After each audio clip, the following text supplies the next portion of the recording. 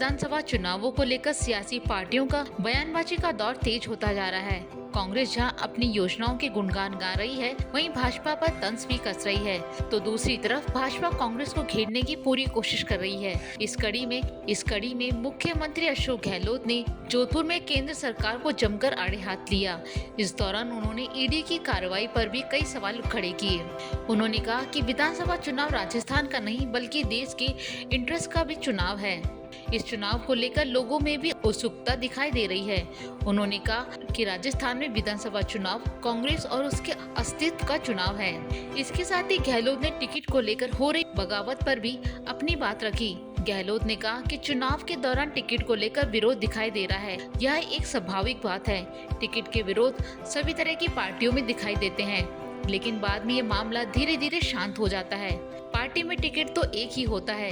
ऐसी स्थिति में जिनको टिकट नहीं मिलता वो लोग नाराज हो जाते हैं। उन्होंने कहा कि नाराज नेताओं को सभी बातें भुलाकर एकजुट होकर काम करना चाहिए। उनकी कोशिश होनी चाहिए कि राजस्थान में कांग्रेस सरकार कैसे भी रिपीट हो। गहलोत ने कहा कि नाराज लोगों से पार्टी बात करके इन्हें मनाएगी। इसके साथ ही सीएम गहलोत ने ईडी के अधिकारी पर एंटी करप्शन की कार्रवाई को लेकर निशाना साधा।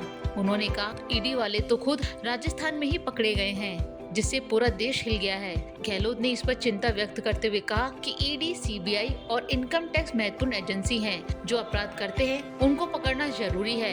इसके साथ ही केंद्र की भाजपा सरकार को घेरते हुए उन्होंने कहा कि आप बदला लेने वाली भावना से सरकार को गिराओगे और घेराव करेंगे। ऐसे में उनका क्या होगा जिनके लिए ईडी, सीबीआई और इनकम टैक्स बनी है।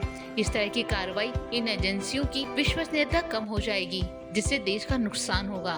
ईडी की कार्रवाई को लेकर गहलोत लगातार भाजपा को घेर रहे हैं। अब देखने वाली बात होगी कि ईडी की कार्रवाई चुनावों के दौरान कांग्रेस पर क्या असर डालती है।